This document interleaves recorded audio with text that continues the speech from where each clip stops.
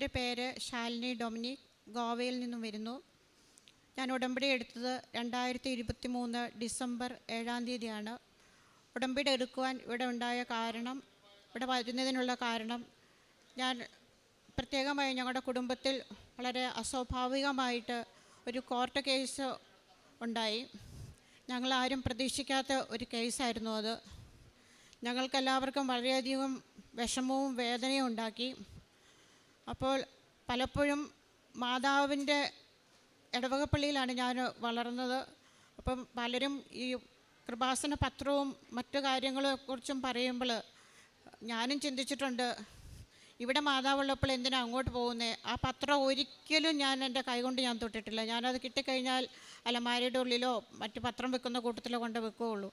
പിന്നെ ഞാൻ ചിന്തിച്ചിരുന്നത്, ഈ പലപ്പോഴും യൂട്യൂബിൽ ഈ ഇവിടുത്തെ എന്തെങ്കിലും ഒരു ഇത് കണ്ടു കഴിഞ്ഞാൽ ഇത് വല്ല നോർത്ത് ഇന്ത്യ നടക്കുന്ന വല്ല പെന്തക്കോസുകാരുടെ പ്രസ്ഥാനം വല്ലതും ആണെന്നാണ് ഞാൻ വിചാരിച്ചിരുന്നത്. അതുകൊണ്ട് ഞാൻ ഒരിക്കലും അത് കണ്ടിട്ടുമില്ലായിരുന്നു. പക്ഷേ എനിക്കൊരു പ്രതിസന്ധി ഘട്ടം വന്നപ്പോൾ ആരോ എന്നോട് പറഞ്ഞു, കൃപാസനത്തിൽ പോയാൽ മതി, ഇതിന് പരിഹാരമുണ്ടെന്ന്. ആ സെക്കൻഡിൽ തന്നെ അവിടുന്ന് ഫ്ലൈറ്റിന് ഞാനും എൻ്റെ ഭർത്താവും കൂടെ വന്നു. ഒരു പ്രതിസന്ധി ഘട്ടം വന്നപ്പോൾ ഇവിടെ എനിക്ക് ആരൊക്കെയോ പറഞ്ഞതിൻ്റെ പേരിൽ ഞാനിവിടെ വന്നു കഴിഞ്ഞ് ആദ്യം ഞാൻ വന്നപ്പോൾ ഇവിടെ ഗേറ്റ് ക്ലോസ് ആയിരുന്നു. ആദ്യം മാതാവിനെ കണ്ടത് മുൻവശത്തുള്ള മാതാവിനെ. ഞാൻ വിചാരിച്ചു, ഇതാണോ കൃപാസനത്തിലെ മാതാവ്? ഇത് നമ്മളെല്ലായിടത്തും കാണുന്ന മാതാവല്ലേ? ഞാൻ വീണ്ടും ഇങ്ങോട്ട് സെക്യൂരിറ്റി പറഞ്ഞു, നിങ്ങൾ പോയി ഫ്രഷായി പോരാൻ പറഞ്ഞു. ഞങ്ങൾ ഫ്രഷായി ഇവിടെ വന്ന് കൃത്യം അകത്ത് കയറി ഞങ്ങൾ ഇരിക്കുമ്പോൾ സമയം 2:30 ഞങ്ങൾ വന്ന ദിവസം ഡിസംബർ 7. ഇതിൻ്റെ പ്രത്യേകത എന്തെന്നോ, ഈ 2:30 സമയം എന്താണെന്നോ ഒന്നും എനിക്കറിയത്തില്ലായിരുന്നു. ഞാൻ വന്ന് മുൻവശത്ത് 5 മണിയായപ്പോൾ സെക്യൂരിറ്റി ഓപ്പൺ ചെയ്ത അകത്ത് അവിടെ ആ സൈഡിലുള്ള കസേരയിൽ ഇരുന്നോളാൻ പറഞ്ഞു.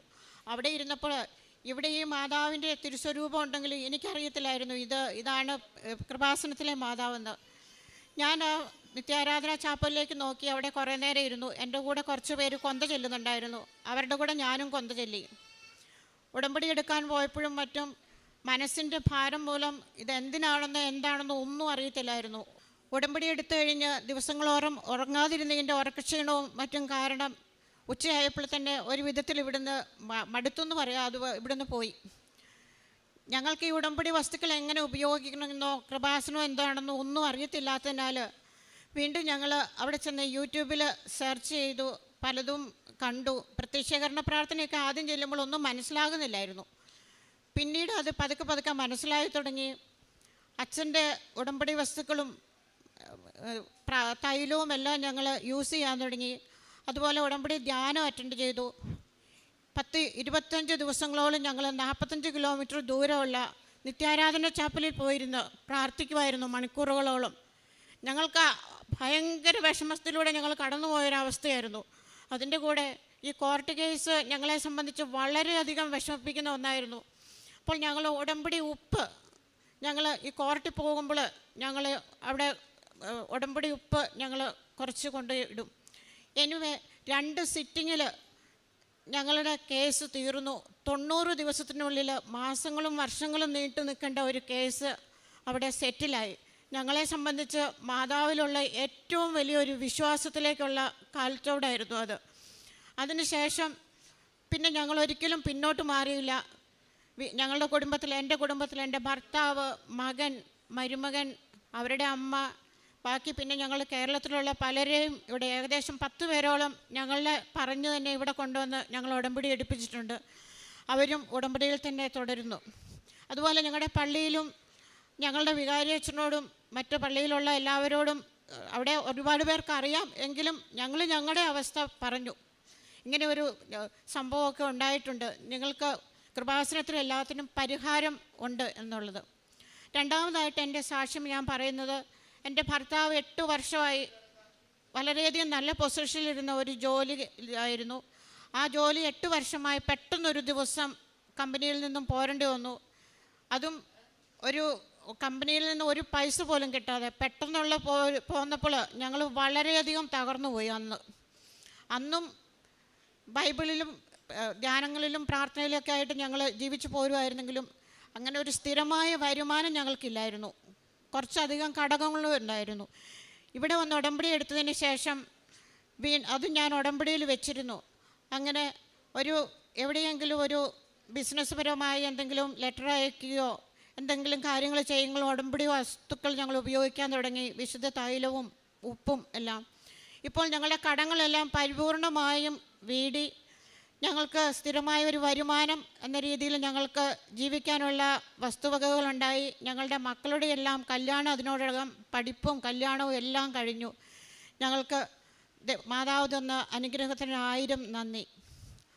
അടുത്തത്, എനിക്ക് ഒരു ചുമ വന്നു കഴിഞ്ഞാൽ മാസങ്ങളോളം നീണ്ടു നിൽക്കും. അത് കഴിഞ്ഞിട്ട് എൻ്റെ ത്രോട്ടിൻ്റെ കംപ്ലീറ്റ് ആയിട്ട് എൻ്റെ സൈലൻ്റായി പോകും. പിന്നെ അത് എത്ര മരുന്നെടുത്താലും എന്തു ചെയ്താലും അത് പോകത്തില്ലാത്ത ഒരവസ്ഥയായിരുന്നു. ഞാൻ കഴിഞ്ഞ മാസം ഇവിടെ വരുമ്പോൾ ഞാൻ ചുമച്ചും ഇതുമായിട്ടാണ് ഞാനിവിടെ വന്നത്.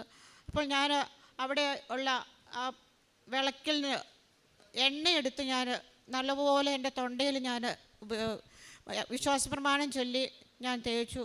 പിന്നീട് ഒരിക്കലും ഞാൻ ചുമച്ചിട്ടില്ല. എൻ്റെ ചുമ പരിപൂർണമായിട്ടും മാറിക്കിട്ടി. പിന്നെ എൻ്റെ മക്കൾക്ക് അവർ ജനിച്ചപ്പോൾ മുതൽ അലർജി രോഗമുണ്ടായിരുന്നു. ഒരുപാട് മരുന്നുകൾ അവർ കഴിച്ചു. അവർക്കിപ്പോൾ 28-30 വയസ്സുണ്ട്. അവരിവിടെ വന്നതിന് ശേഷം അവരും ഉടമ്പടി എടുത്തു, അവരും ഉടമ്പടി വസ്തുക്കൾ ഉപയോഗിക്കുന്നു, മാതാവിനോട് പ്രാർത്ഥിക്കുന്നു. അതുപോലെ രാവിലെ നീലത്തിരിയും വെച്ച് പ്രത്യക്ഷീകരണ പ്രാർത്ഥനയും വൈകുന്നേരത്തെ ഞങ്ങളുടെ പ്രാർത്ഥനയും എല്ലാം മുടങ്ങാതെ അവരും ചെയ്യുന്നുണ്ട്. ഈ അലർജി രോഗം ഒരുപാട് മാറി, ഒരു 90% കംപ്ലീറ്റായി മാറി. അത് പൂർണ്ണമായും മാറുമെന്ന് ഞങ്ങൾ ഉറച്ച് വിശ്വസിക്കുന്നു. കാരുണ്യപ്രവൃത്തികളായി ഞങ്ങളിവിടെ നിന്നും പത്രങ്ങൾ വാങ്ങിച്ചുകൊണ്ട് പോയ ഹിന്ദി പേപ്പർ, ചിലപ്പോൾ കൊങ്കിണി ആകാം, ഇംഗ്ലീഷ് ആകാം, മലയാളം എന്നിവ ഞങ്ങൾ എല്ലാവരുടെ പള്ളികളിലും അതുപോലെ പല വീടുകളിലും കൊണ്ട് കൊടുക്കും. സാമ്പത്തികമായിട്ട് ബുദ്ധിമുട്ടുള്ളവരെ ഞങ്ങളെ സഹായിക്കാറുണ്ട്. അതിൽ കൂടുതലായി ഇവിടെ നിന്ന് ഞങ്ങൾ കൊണ്ടുപോകുമ്പോൾ പലപ്പോഴും വരുമ്പോൾ ഞാൻ കൃപാസനത്തിൽ ആദ്യമായി ഡിസംബർ 7 2023 വന്നുവെങ്കിലും ഞാൻ അതിനുശേഷം 6 പ്രാവശ്യം ഞാനിവിടെ വന്നു. ഒരിക്കലും ആലപ്പുഴ എവിടെയാണെന്നൊന്നും എനിക്കറിയത്തില്ലായിരുന്നു. ഈ ആലപ്പുഴയിൽ ഇവിടെ വന്നു കഴിഞ്ഞാൽ 6 പ്രാവശ്യം ഞാൻ കൃപാസനത്തിൽ ഞാൻ വന്നു. എപ്പോൾ വന്നു പോയാലും മാതാവിൻ്റെ കുറച്ച് തിരുസ്വരൂപങ്ങളും കാശുരൂപവും ജപമാലകളും കൊണ്ടുപോകും. അത് ഞാൻ എല്ലാ അച്ഛന്മാരോടും പറയും. അപ്പോൾ അതുമൂലം 2-3 അച്ഛന്മാർ ഇവിടെ വന്ന് ഉടമ്പടി എടുക്കാൻ ഇടയായിട്ടുണ്ട്. അവർക്ക് കിട്ടിയ അനുഗ്രഹങ്ങൾക്ക് അവർ വീണ്ടും വന്ന് സാക്ഷ്യപ്പെടുത്തുമായിരിക്കും. അതുപോലെ തന്നെ എൻ്റെ മകളുടെ കൊച്ചിൻ്റെ മാമോദീസായ്ക്ക് ഞങ്ങൾ സാധാരണ ഒരു റിട്ടേൺ ഗിഫ്റ്റ് കൊടുക്കുന്നത് എന്താണെന്ന് ഇങ്ങനെ ആലോചിച്ചപ്പോൾ ഞങ്ങൾ കൃപാസനത്തിലെ ഒരു കൊന്തയും ഒരു കാശുരൂപം വന്നിരുന്ന ഓരോ ഫാമിലിക്കും ഓരോന്നായിട്ട് ഞങ്ങൾ കൊടുത്തു. അത് ഞങ്ങൾക്ക് ഒത്തിരി സന്തോഷം നൽകിയ ഒരു കാര്യമായിരുന്നു. കൃപാസനത്തെക്കുറിച്ച് കൂടുതൽ പറഞ്ഞറിയിക്കുന്നതിലും നല്ലത് കൃപാസനത്തെ പ്രാർത്ഥനയുടെ സമയത്ത് അവർക്ക് അത് ഉപയോഗിക്കാൻ പറ്റുമ്പോൾ എന്തായാലും മാതാവിനെ അവർ ഓർക്കും. അങ്ങനെ ഞങ്ങൾ ചെയ്യാറുണ്ട്. ഇപ്പോൾ വന്നു പോകുമ്പോൾ ഞങ്ങൾ ഒരുപാട് കൊന്തകളും കാശുരൂപങ്ങളും കൊണ്ടുപോകും. മറ്റുള്ളവരോട് പറയും. ഉപ്പും തേനും എല്ലാം ഞങ്ങൾ ഇവിടുന്ന് കൊണ്ടുപോയി കൊടുക്കാറുണ്ട്. പിന്നെ പലപ്പോഴും ഭക്ഷണ സാധനങ്ങൾ വാങ്ങിച്ചു കൊടുക്കുക, അത് വലിയ കാര്യമായിട്ടൊന്നും ചെയ്യാറില്ല, എങ്കിലും ഞങ്ങൾ ചെയ്യാറുണ്ട്. പിന്നെ ഇതിലെല്ലാം ഉപരിയായിട്ട് മാതാവ് എപ്പോഴും കൂടെ ഉണ്ടെന്നുള്ളൊരു തോന്നൽ. ഏത് പ്രതിസന്ധി ഘട്ടത്തിലും ഒത്തിരി മനസ്സ് വേദനിക്കുമ്പോൾ മാതാവ് കൂടെയുള്ളപ്പോൾ എന്തിനാണ് ഞാൻ പേടിക്കുന്നത് എന്നുള്ള ഒരു ചിന്ത. പ്രത്യേകിച്ച് ആ കോർട്ട് കേസ് വന്നപ്പോൾ അമ്മ മാതാവ് ഒരു വടിയും പിടിച്ച് അധികാരത്തിൻ്റെ രാജ്ഞിയായി കൂടെ നിന്ന ഒരനുഭവമുണ്ട്. അത് ഒരിക്കലും മറക്കാൻ പറ്റിയല്ല. ഞങ്ങൾക്ക് അഭിഭാഷകരായ ആരുമില്ലായിരുന്നു ആ സമയത്ത്. മാതാവിനോട് ഞങ്ങൾ പ്രാർത്ഥിച്ചു, അമ്മേ മാതാവേ, നീയാണ് ഞങ്ങളുടെ അഭിഭാഷക, ഞങ്ങൾക്ക് വേറെ ആരും ഇല്ല എന്ന് പറയുമ്പോൾ ഓരോ നിമിഷവും ഈ പ്രാർത്ഥന ചെല്ലുമ്പോൾ അമ്മ മാതാവ് കയ്യിലൊരു വടിയുമായിട്ട് ഈ തിരുസ്വരൂപത്തെ എനിക്ക് കാണാൻ സാധിക്കുമായിരുന്നു. എനിക്കത് ഭയങ്കരം ഒരു ശക്തിയായിരുന്നു എനിക്ക്. കൂടാതെ ബസ്സിലോ സാധാരണ യാത്ര ചെയ്യുമ്പോൾ എനിക്കറിയാം അമ്മ മാതാവ് മുൻവശത്തായി നിന്ന് ഇങ്ങോട്ട് തിരിഞ്ഞു നിൽക്കുന്ന ഒരു രംഗം, അതായത് കൂടെ ഉണ്ടെന്നുള്ളതിൻ്റെ ഒരു പ്രസൻസ്. വേദന വരുമ്പോൾ എപ്പോഴും ഒരു ചിന്ത വരും, മാതാവ് കൂടെയുള്ളപ്പോൾ എന്തിനാണ് ഞാൻ പേടിക്കുന്നത്? മാതാവിൻ്റെ അനുഗ്രഹത്താൽ എന്ത് കാര്യവും നടക്കും എന്ന് ഞാൻ ഉറച്ചു വിശ്വസിക്കുന്നു. ഇതിലെല്ലാം ഉപരിയായിട്ട് എനിക്ക് പറയാനുള്ള ഒരു കാര്യം, നമ്മൾ മക്കൾ എന്തെങ്കിലും തെറ്റ് ചെയ്യുമ്പോൾ ഏറ്റവും കൂടുതൽ വേദനിക്കുന്നത് മാതാവാണ്, നമ്മൾ അമ്മമാരാണത്. എന്നുവെച്ചാൽ മക്കളെക്കുറിച്ച് ആരെങ്കിലും മോശമായി പറയുകയോ മക്കൾക്ക് വേറെ ആരെങ്കിലും എന്തെങ്കിലും ഒരു തിക്താനുഭവം അല്ലെങ്കിൽ മക്കൾ മോശമായി പെരുമാറി മക്കളെ ആരെങ്കിലും അടിക്കുക അങ്ങനെയൊക്കെ ചെയ്യുമ്പോൾ ഏറ്റവും വിഷമിക്കുന്നത് മാതാപിതാക്കന്മാരാണ്, പ്രത്യേകിച്ച് അമ്മമാർ. അപ്പോൾ എനിക്ക് തോന്നിയിട്ടുള്ളത് നമ്മുടെ തെറ്റുകുറ്റങ്ങൾ മൂലം പലപ്പോഴും അമ്മയുടെ തിരുക്കുമാരനാണ് വേദനിക്കുന്നത്. അപ്പോൾ നമ്മളെപ്പോഴും ജപമാല ചെല്ലുമ്പോൾ അമ്മയോടൊരു ക്ഷമാപണം, അമ്മേ മാതാവേ, അമ്മയുടെ തിരുക്കുമാരന് ഞങ്ങൾ മൂലം വന്ന പാപങ്ങൾ മൂലം ഏൽക്കേണ്ടി വരുന്ന ക്ഷതങ്ങളോർത്ത് ഞങ്ങൾ അമ്മയോട് ക്ഷമ ചോദിക്കുന്നു എന്നൊരു പ്രാർത്ഥന കൂടി ചെല്ലണമെന്ന് പലപ്പോഴും എൻ്റെ മനസ്സിൽ തോന്നിയിട്ടുണ്ട്. എൻ്റെ മനസ്സിൽ തോന്നിയ തോന്നൽ ഞാൻ നിങ്ങളോടും കൂടെ പ്രചോദിപ്പിക്കുന്നു. എനിക്ക് കിട്ടിയ എല്ലാ അനുഗ്രഹങ്ങൾക്കും 1000 നന്ദി. സങ്കീർത്തനങ്ങൾ 32-ാം അധ്യായം 6-7 തിരുവചനങ്ങൾ. ദൈവഭക്തർ ആപത്തിൽ അവിടുത്തോട് പ്രാർത്ഥിക്കട്ടെ. കഷ്ടത കരകവിന് ഒഴുകിയാലും അതവരെ സമീപിക്കുകയില്ല. അവിടുന്ന് എൻ്റെ അഭയസങ്കേതമാണ്. അനർത്ഥങ്ങളിൽ നിന്ന് അവിടുന്ന് എന്നെ രക്ഷിക്കുന്നു. രക്ഷ കൊണ്ട് എന്നെ പൊതിയുന്നു. ശാലിനി ഡൊമിനിക് എന്ന ഈ സഹോദരി തൻ്റെ കുടുംബത്തിന് ലഭിച്ച വിവിധ ദൈവിക സംരക്ഷണങ്ങളെയും അനുഗ്രഹങ്ങളെയും പരിശുദ്ധ കൃപാസന മാതാവിൻ്റെ ഉടമ്പടിയെടുത്ത് ജീവിച്ചതിലൂടെ ലഭിച്ച എല്ലാ അനുഗ്രഹങ്ങളെയും ഈ അൾത്താരയിൽ സാക്ഷ്യപ്പെടുത്തുകയാണ്. കോടതി സംബന്ധമായ ഒരു കേസിൽ കുടുംബത്തിന് ലഭിച്ച പ്രത്യേകമായ ഒരു സംരക്ഷണത്തെയാണ് സഹോദരി ഇവിടെ സാക്ഷ്യപ്പെടുത്തുന്നത്. കുടുംബം വല്ലാതെ പ്രതിസന്ധിയിലായ നാളുകളിൽ എങ്ങനെയും കുടുംബത്തിൻ്റെ തകർച്ചകളിലേക്ക് പോകാമായിരുന്ന അവസരങ്ങളിൽ ഒന്നിനു പിറകെ ഒന്നായി 3 വക്കീലന്മാർ കുടുംബത്തെ വല്ലാതെ വേദനിപ്പിക്കും വിധത്തിൽ കാര്യങ്ങൾ മുന്നോട്ട് കൊണ്ടുപോയിക്കൊണ്ടിരുന്ന സാഹചര്യത്തിലാണ് ഈ അമ്മ പരിശുദ്ധമ്മയുടെ ഉടമ്പടി എടുത്തുകൊണ്ട് ജീവിതത്തെ മുഴുവനും കുടുംബത്തെ മുഴുവനും അമ്മ മാതാവിൻ്റെ തിരുനടയിൽ സമർപ്പിച്ച് പ്രാർത്ഥിക്കുന്നത്. ഉടമ്പടി എടുത്തതിന് ശേഷം കണ്ടുകൊണ്ടിരുന്നത് ഒന്നിനു പിറകെ ഒന്നായി ഓരോ വക്കീലന്മാരും ആരാണോ വല്ലാത്ത വിധം കുടുംബത്തെ വേദനിപ്പിക്കുന്ന വിധത്തിൽ കോടതിയിലേക്ക് കാര്യങ്ങളുമായി പോകുവാൻ തീരുമാനിച്ചത്, അവരോരോരുത്തരായി കേസിൽ നിന്ന് ഒഴിവായി പോകുന്നു. ആദ്യത്തെയാൾ മാറുന്നു, രണ്ടാമത്തെയാൾ മാറുന്നു, മൂന്നാമത്തെ വക്കീൽ മാറുന്നു. പിന്നീട് വന്ന ഒരു വ്യക്തി ആ കേസിനെ അത് ആർക്കും ദ്രോഹങ്ങളില്ലാത്ത വിധത്തിൽ, അഭിമാനക്ഷതമില്ലാത്ത വിധത്തിൽ ആ കേസിനെ പരിഹരിക്കേണ്ട വിധത്തിൽ പരിഹരിച്ചു കൊടുത്തുകൊണ്ട് അത് അമ്മ മാതാവിൻ്റെ വലിയ ഇടപെടൽ കൊണ്ട് മാത്രം, അല്ലെങ്കിൽ ഒരു തരത്തിലും അത് സാധിക്കില്ലെന്ന് ഈ വിഷയം അറിയാവുന്ന എല്ലാവർക്കും അറിയാം. അമ്മ മാതാവിൻ്റെ ഒരു ഇടപെടൽ കൊണ്ട് മാത്രം ദോഷകരമായ എല്ലാ കാര്യങ്ങളെയും അകറ്റിക്കൊടുത്തുകൊണ്ട് അഭിമാനം ആർക്കും നഷ്ടപ്പെടാത്ത വിധം കേസിനെ സെറ്റിൽമെൻ്റാക്കി കൊടുത്തതിനെയാണ് സഹോദരി സാക്ഷ്യപ്പെടുത്തുന്നത്. ഒരു പരിധിക്കപ്പുറം സഹോദരിക്കത് പറയുവാനുള്ള ബുദ്ധിമുട്ടുള്ളത് കൊണ്ടാണ് അത് കോടതിയുടെ കേസ് പലതവണ പറഞ്ഞിട്ടും എന്തെന്ന് അതിനപ്പുറത്തേക്ക് പറയാത്തത്. അവസാനം അത് കൺക്ലൂഡ് ചെയ്യുമ്പോൾ പറയുന്നുണ്ട്, അമ്മ മാതാവ് വടിയുമെടുത്ത് അധികാരമുള്ള വ്യക്തിയെപ്പോലെ ആ കേസിൻ്റെ ഓരോ നിമിഷത്തിലും ഇടപെട്ടുകൊണ്ട് ഉചിതമായ തീരുമാനം എടുത്തു തന്നുവെന്ന്. പ്രിയമുള്ളവരെ, നമുക്ക് ചിലപ്പോൾ അസാധ്യമായത്, കൂടെ അഭിഭാഷകൻ ആരുമില്ലാത്ത സാഹചര്യത്തിൽ അമ്മ തന്നെ അഭിഭാഷകയായിക്കൊണ്ട് തീർപ്പ് കൽപ്പിച്ചു കൊടുക്കുന്ന സാക്ഷ്യത്തെയാണ് മകൾ നമുക്ക് പങ്കുവയ്ക്കുന്നത്. അതോടൊപ്പം തന്നെ മറ്റ് രോഗസൗഖ്യങ്ങളുടെ മേഖലകളിലും അമ്മ അത് സാക്ഷ്യപ്പെടുത്തുന്നുണ്ട്. ഇതിലൊക്കെ പ്രധാനപ്പെട്ടത്, ഈ സാക്ഷ്യത്തെ വ്യത്യസ്തമാക്കുന്നത്, സഹോദരി പറയുന്നുണ്ട്, കുറേ നാളുകളായി പള്ളിയിൽ ചെല്ലുമ്പോഴും പുറത്തിറങ്ങുമ്പോഴും എനിക്ക് പലരും കൊണ്ടുവന്ന കൃപാസനം പത്രം കയ്യിൽ തരുമായിരുന്നു. ഒരിക്കൽ പോലും ഞാനത് തുറന്നു നോക്കിയിട്ടില്ല. ശരിക്കും തരുമ്പോഴത് ശല്യമായി മാത്രമേ കണ്ടിരുന്നുള്ളൂ.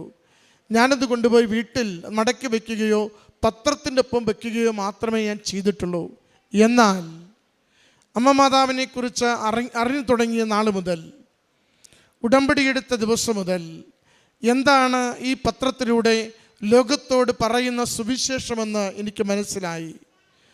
ഓരോരുത്തരുടെയും ജീവിതത്തിൻ്റെ കഷ്ടകാലങ്ങളിൽ, ഓരോരുത്തരുടെയും ജീവിതം തകർന്ന് തരിപ്പണമാകുമ്പോൾ കൃപാസനത്തിൽ പ്രത്യക്ഷപ്പെട്ട പരിശുദ്ധ അമ്മയിലൂടെ ഈശോ തമ്പുരാൻ നടത്തുന്ന വലിയ അടയാളങ്ങളുടെ സാക്ഷ്യപ്പെടുത്തലുകളാണ് ഇതിനകത്തുള്ളതെന്നും ജോസഫ് അച്ഛൻ ഓരോ കാലത്തിലും ഓരോ മാസത്തിലും ലോകത്തോട് പറയുന്ന ദൈവികമായ സന്ദേശങ്ങളുടെ സംഗ്രഹമാണ് ഈ പത്രത്തിലുള്ളതെന്നും ഞാൻ തിരിച്ചറിഞ്ഞു തുടങ്ങി.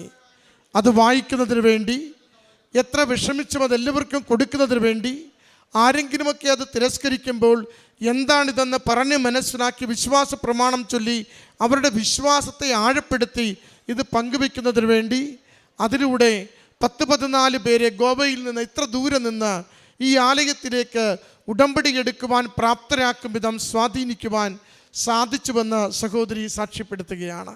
പ്രിയമുള്ളവരെ, ഉടമ്പടി ജീവിതത്തിൻ്റെ ഏറ്റവും പ്രധാനപ്പെട്ട നമ്മുടെ ഒരു ഉത്തരവാദിത്തം സുവിശേഷത്തിൻ്റെ പ്രഘോഷകരായി, സാക്ഷികളായി ലോകത്തിൽ ജീവിക്കുക എന്നുള്ളതാണ്.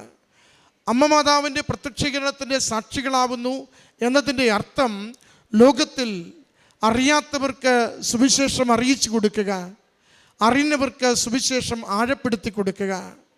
കർത്താവായ യേശുവിൻ്റെ രക്ഷാഗ്രഹമായ അവിടുത്തെ തിരിച്ചുവരയാൽ വീണ്ടെടുക്കപ്പെട്ട നമ്മുടെ ജീവിതത്തെക്കുറിച്ച് ലോകത്തോട് പ്രഘോഷിക്കുന്ന കൃപാസനമെന്ന ഈ ആലയം നിരന്തരം ഇത് ലോകത്തിൻ്റെ എല്ലാ ഇടങ്ങളിലേക്കും പ്രഘോഷിക്കുന്നത് കൃപാസനം പത്രത്തിലൂടെയാണ്. ആ പത്രികയിലൂടെ ദൈവാനുഭവങ്ങളെയാണ് പങ്കുവയ്ക്കുന്നത്.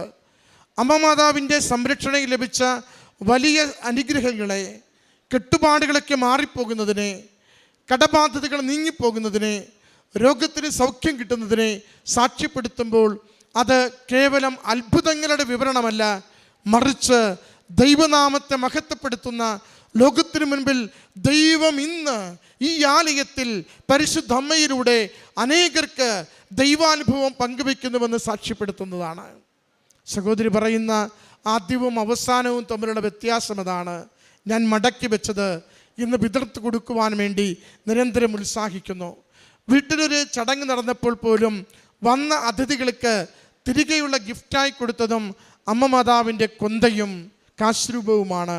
കാരണം ലോകത്തോടത് ഏറ്റുപറയുകയാണ്, ഞങ്ങൾ പരിശുദ്ധ കൃപാസന മാതാവിലൂടെ ലഭിച്ച ഓരോ അനുഗ്രഹത്തെയും ഹൃദയത്തിൽ സൂക്ഷിക്കുന്നു, ആ ദൈവനാമത്തെ ലോകത്തോട് പ്രഘോഷിക്കുവാൻ ധൈര്യപ്പെടുന്നുവെന്ന്.